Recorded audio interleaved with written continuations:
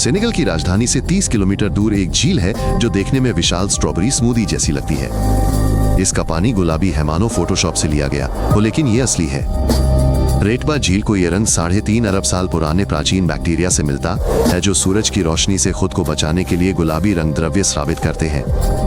इसका पानी मृत सागर से 1.5 गुना ज्यादा खारा है। लोग इसमें कंधे तक खड़े होकर नंगे हाथों से तल से नमक निकालते हैं, लेकिन आप ऐसे पानी में ज्यादा से ज्यादा 10 मिनट ही खड़े रह सकते हैं, वरना रासायनिक जलन हो सकती है। इसलिए काम करने वाले लोग अपने शरीर पर शिया बटर लगाते हैं। यहाँ से हर साल 24,000 टन नमक निर्यात किया जाता है जो हजारों परिवारों की आय का मुख्य स्रोत है। साथ ही यहाँ पर्यटन भी खूब होता है।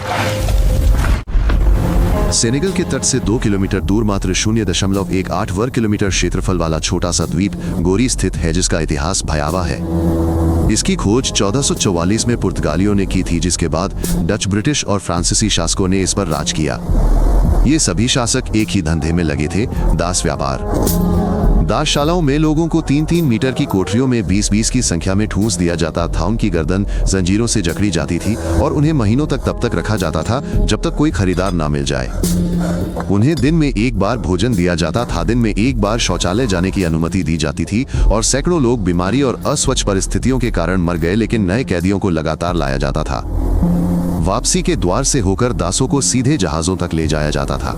ये आखिरी बार था जब उन्होंने अफ्रीका को देखा। इसके आगे अमेरिका और गुलामी जहां से लौटने का कोई अधिकार नहीं था। पीड़ितों की सही संख्या अज्ञात है। कुछ इतिहासकार लाखों बताते हैं, अन्य दसियों हजार, लेकिन एक भी जान जाना एक त्रासदी है। सेनेगल की 95% आबादी मुस्लिम है, लेकिन इस्लाम शब्द सुनते ही आपके मन में जो छवि बनती है, ये देश उससे बिल्कुल अलग है। यहाँ बहुविवाह पूरी तरह से वैध है। एक पुरुष आधिकारिक तौर पर 4 पत्नियां रख सकता है और लगभग 40% विवाह बहुविवाहित होते हैं। नए राष्ट्रपति फे की भी 2 पत्नियां हैं, एक ईसाई और एक मुस्लिम, और इसे कोई अजीब या शर्मनाक नहीं मानता। और अब इस पर गौर कीजिए, एक मुस्लिम देश में शराब की बिक्री पूरी तरह से वैध है। बियर और वाइन बिना किसी प्रतिबंध के हर जगह बिकती हैं, ठीक वैसे ही जैसे किसी अन्य यूरोपीय देश में। फ्रांसीसी औपनिवेशिक विरासत और सेनेगल के इस्लाम की विशेष रूप से सौम्य प्रकृति ने एक अद्भुत मेल बनाया है। यहाँ के मुसलमान बिना किसी शिकायत के शराब पीते हैं। आपको अफ्रीका में कहीं और ऐसा देखने को नहीं मिलेगा। सेनेगल ने परंपराओं को संरक्षित रखते हुए एक अविश्वसनीय रूप से सहिष्णु और खुला समाज बने रहने में कामयाबी हासिल की है। सेनेगल का एक राष्ट्रीय खेल है जिसे लैम कहा जाता है, जो कुश्ती और मुक्केबाजी का मिश्रण है, जिसमें पहलवान खुले हाथों से वार करते हैं और लगभग कोई नियम नहीं होते। स्टेडियम खचाखच भरे होते हैं, लोग फुटबॉल मैच की तरह चीखते हैं, बस उससे भी ज्यादा जोर से। ये कोई साधारण मैच नहीं है, ये एक असली ग्लैडिएटर की लड़ाई है। शीर्ष पहलवान एक मुकाबले के लिए $2.5 लाख तक कमाते हैं, जो देश के राष्ट्रपति की पूरे साल की कमाई से भी ज्यादा है। मुकाबले से पहले पहलवान स्थानीय जादूगरों मारबोट के साथ अनुष्ठान करते हैं, नाचते हैं, खुद पर दूध डालते हैं और ताबीज पहनते हैं। ये शो घंटों तक चलता है और ये सब तमाशे का हिस्सा है। डकार शहर में बसों और इमारतों पर विजेताओं के चित्र लगे होते हैं। वे किसी भी राजनेता या फुटबॉल खिलाड़ी से ज्यादा शक्तिशाली होते हैं। हर बच्चा उन्हें लोकनायक के रूप में जानता है। सेनेगल अद्भुत संगीत का भी घर है।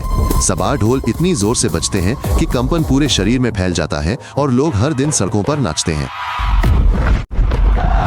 सेनेगल पश्चिमी अफ्रीका महाद्वीप का एकमात्र ऐसा देश है जहां 1960 के बाद से एक भी सैन्य तख्तापलट नहीं हुआ है।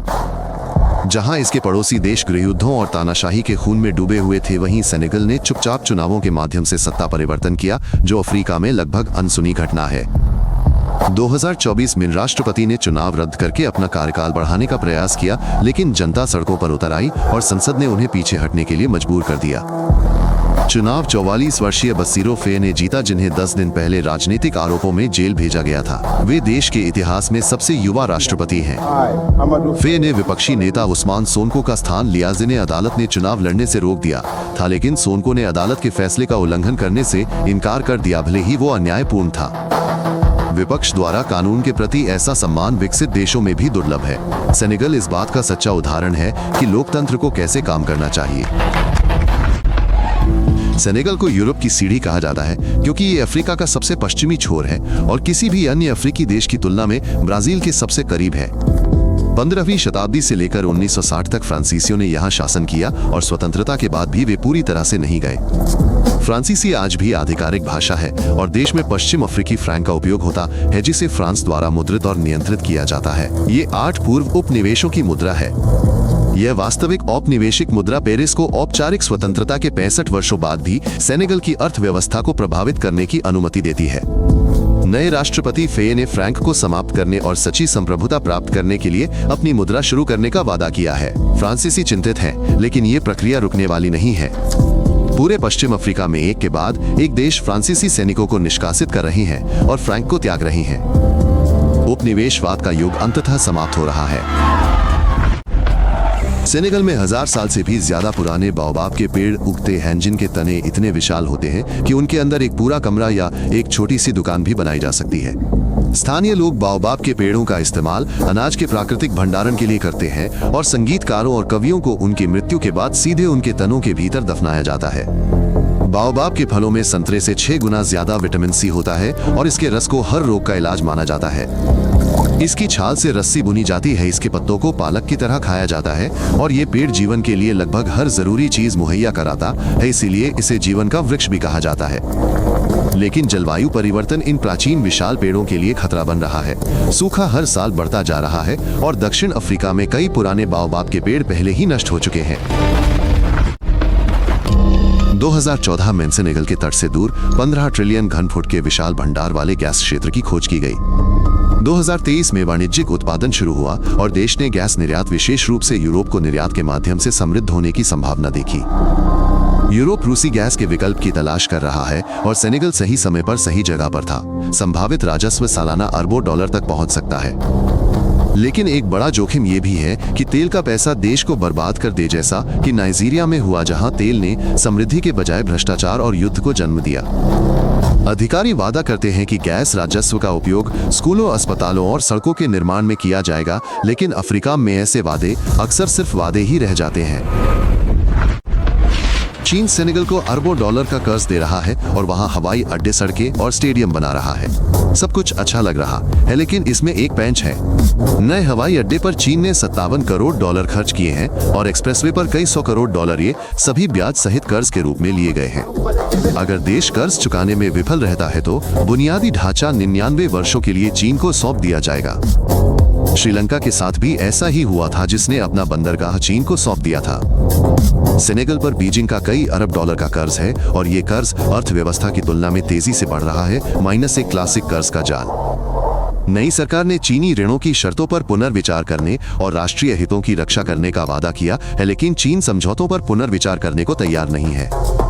हालांकि सेनेगल को फिलहाल नई सड़कें और इमारतें मिल रही हैं, लेकिन 20 साल बाद ये पता चल सकता है कि ये सब बीजिंग का है कि सेनेगल के लोगों का। सेनेगल के लोग अपनी प्रोटीन की 80% मात्रा मछली से प्राप्त करते हैं। मछली पकड़ना तटवर्ती इलाकों में रहने वाले लाखों परिवारों का मुख्य भोजन और आय का स्रोत है। लेकिन सेनेगल के जल क्षेत्र में चीन, रूस और यूरोप के विशालकाय मछली पकड़ने वाले जहाज अवैध रूप से हर साल लाखों टन मछली पकड़ लेते हैं। सेनेगल के पास अपने आर्थिक क्षेत्र की रक्षा के लिए नौसेना बनाने के लिए पर्याप्त धन नहीं है, इसलिए ये समुद्री लुटेरे रात में आते हैं, जो कुछ भी दिखाई देता है उसे पकड़ लेते हैं और बिना किसी दंड के चले जाते हैं। स्थानीय मछुआरे लकड़ी की नावों में निकलते हैं और लगभग खाली जाल लेकर लौटते हैं। वे पहले 1 घंटे में 1 नाव भर मछली पकड़ लेते थे, लेकिन अब वे दिन में कुछ किलोग्राम ही पकड़ पाते हैं। सेनेगल के युवा ना तो मछली देखते हैं और ना ही काम, इसलिए वे उन्हीं लकड़ी की नावों में सवार होकर यूरोप पहुंचने की कोशिश करते हैं। यूरोपीय लोग सेनेगल के जल क्षेत्र से मछली चुराते हैं और फिर आश्चर्य करते हैं कि युवा बेहतर जीवन की तलाश में उनके पास क्यों आ रहे हैं। ये अन्याय का एक दुष्चक्र है। सेनेगल के तट से कैनरी द्वीप समूह तक 300 किलोमीटर का खुला महासागर है। एक ऐसा मार्ग जिसे लोग लकड़ी की नावों में तय करने का प्रयास करते हैं। 20 लोगों के लिए डिजाइन की गई नाव में 150 लोग ठूंस दिए जाते हैं। यदि तूफान आ जाए तो जीवित रहने की संभावना लगभग 0 हो जाती है। महासागर निर्दयी है। 2006 में 30,000 से अधिक लोगों ने 1 वर्ष में यूरोप तक तैरकर जाने का प्रयास किया। हजारों लोग डूब गए, उनके शव कभी नहीं मिले। लोग युद्ध के कारण नहीं बल्कि निराशा के कारण तैरते हैं। जब न मछली खून काम हो और न ही कोई भविष्य हो तो डूबने का जोखिम भी स्वीकार्य लगता है। सेनेगल के समुद्र तटों पर सैकड़ों नावें पड़ी हैं, तो कभी वापस नहीं लौटी या खाली लौटी एक बेहतर जीवन की आशाओं का कब्रिस्तान। यूरोप बाड़ बनाता है और समुद्र में गश्त करता है, लेकिन लोग फिर भी तैरते हैं क्योंकि निराशा मृत्यु के भय से अधिक प्रबल है और उन्हें कोई विकल्प नहीं दिखता। सेंट लुई अफ्रीका में फ्रांस की पहली राजधानी थी, जो सेनेगल नदी और अटलांटिक महासागर के बीच स्थित एक द्वीप पर बसा एक खूबसूरत औपनिवेशिक शहर था। अब ये शहर धीरे धीरे डूब रहा है। हर साल समुद्र का विस्तार बढ़ता जा रहा है, जिससे इसके निवासी बेबस होकर घरों को पानी में बहा ले जा रहे हैं। 2018 में एक ही तूफान ने एक बांध को तोड़ दिया और रातों रात एक पूरे मोहल्ले में बाढ़ ला दी, जिससे 4000 लोग बेघर हो गए।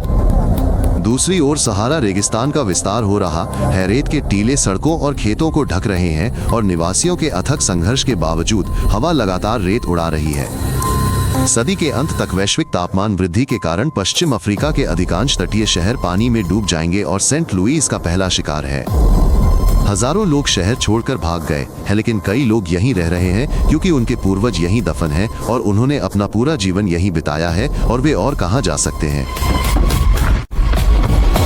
राजधानी की सड़कों पर 4 से 15 वर्ष की आयु के हजारों लड़के, जिन्हें तालिबे कहा जाता है, बेघर होकर घूमते हैं। उन्हें धार्मिक विद्यालयों में भेजा जाता है, जहां शिक्षक, जिन्हें मारबोट कहा जाता है, बच्चों को दिन भर भीख मांगने और एक निश्चित राशि लाने के लिए मजबूर करते हैं, अन्यथा उन्हें लाठियों से पीटते हैं। इसे इस्लामी शिक्षा कहा जाता है, लेकिन वास्तविकता में ये मात्र शोषण है। बच्चे जमीन पर सोते हैं, जूठा खाना खाते हैं और वर्षों तक अपने माता पिता से नहीं मिलते। अधिकारी इस समस्या से अवगत हैं, लेकिन कुछ नहीं करते क्योंकि मारबोटों का धार्मिक प्रभाव बहुत अधिक है और उनके काम में दखल देना राजनीतिक रूप से खतरनाक है। हालांकि अन्य क्षेत्रों में सेनेगल आश्चर्यजनक रूप से उदार है। यहाँ समलैंगिक गौरव परेड नहीं होती, लेकिन पड़ोसी देशों के विपरीत यहाँ कठोर उत्पीड़न भी नहीं है। मॉरिटानिया में इसके लिए लोगों को मौत की सजा दी जाती है, जबकि सेनेगल में रवैया अधिक उदार है। समाज रूढ़िवादी है लेकिन आक्रामक नहीं है, जो अफ्रीका में एक दुर्लभ बात है। सेनेगल ने दुनिया को यूसु एंदुरा दिया, जिन्होंने वोलोक भाषा में गाया और अफ्रीकी संगीत के दिग्गज बन गए, जिनकी प्रसिद्धि यूरोप में भी फैली। उनके गीत केवल मनोरंजन नहीं थे, बल्कि अन्याय के खिलाफ एक हथियार थे। अपने संगीत के माध्यम से उन्होंने गरीबी, भ्रष्टाचार और सरकार द्वारा अनदेखी की जाने वाली समस्याओं के बारे में बात की। स्थानीय रैपर इस परंपरा को आगे बढ़ा रहे हैं। सड़कों पर रहने वाले बच्चों की गरीबी और अधिकारियों द्वारा बजट की चोरी के बारे में रैप कर रहे हैंस बकी लोग भूख से मर रहे हैं। युवा संगीतकारों और कार्यकर्ताओं ने ही सोशल मीडिया और संगीत कार्यक्रमों के माध्यम से 2024 के चुनावों को रद्द करने के खिलाफ विरोध प्रदर्शन आयोजित किए। सेनेगल में संगीत एक राजनीतिक शक्ति है जो लोगों को एकजुट करती है और ये उम्मीद जगाती है कि हिंसा और तख्ता पलट के बिना भी बदलाव संभव है। सेनेगल में टेरांगा नामक एक दर्शन प्रचलित है, जिसका अर्थ वॉल ऑफ भाषा में आतिथ्य सत्कार है, लेकिन इसका अर्थ केवल शिष्टाचार से कहीं अधिक गहरा है। टेरांगा वो सिद्धांत है कि भले ही आपके पास कुछ भी न हो, दूसरों के साथ साझा करना आपका कर्तव्य है। व्यक्तिगत धन से अधिक महत्वपूर्ण पारस्परिक सहायता है। यदि आप किसी भी सेनेगल के गांव में जाएं तो वे बिना दस्तावेज या पैसे मांगे आपको भोजन और रहने की जगह देंगे। अतिथि उनके लिए पवित्र है। ये दर्शन गरीबी में भी देश को अपेक्षाकृत शांतिपूर्ण बनाए रखने में मदद करता है। लोग एक दूसरे से नाराज नहीं होते क्योंकि वे जानते हैं कि जरूरत के समय उनके पड़ोसी उनकी मदद करेंगे। टेरांगा एक सांस्कृतिक नियम है जो सेनेगल को अपने कई पड़ोसी देशों की तरह अराजकता और युद्ध में डूबने से बचाता है। ये वो बंधन है जो समाज को एकजुट रखता है। सेनेगल को पश्चिम अफ्रीका का काला मोती कहा जाता है और वास्तव में यह देश अपने आसपास फैली अराजकता और अस्थिरता के बीच एक अलग ही पहचान रखता है। यहाँ लोकतंत्र कायम है जबकि इसके पड़ोसी तानाशाही के साये में जी रहे हैं। यहाँ राष्ट्रवाद का दर्शन प्रबल है जबकि चारों ओर हिंसा और अविश्वास का माहौल है। समस्याएं असंख्य हैं: गरीबी, भ्रष्टाचार, जलवायु आपदा, चीन का कर्जबाल शोषण, अवैध मछली पकड़ना और यूरोप की खतरनाक यात्राएं। लेकिन आशा की किरण भी है। एक युवा राष्ट्रपति, गैस भंडार, एक सशक्त संगीत संस्कृति और कठिनाइयों के बावजूद दृढ़ संकल्पित लोग। सेनेगल ये दर्शाता है कि अफ्रीका केवल युद्ध और अकाल ही नहीं है, बल्कि लोकतंत्र, प्राचीन परंपराएं और जीने की दृढ़ इच्छा शक्ति भी है। देश का भविष्य उसके हाथों में है। यदि आपको ये रोचक लगा तो सदस्यता लें ताकि आप नए एपिसोड देखना न भूलें। हम हर बात को संक्षिप्त और सटीक रखते हैं।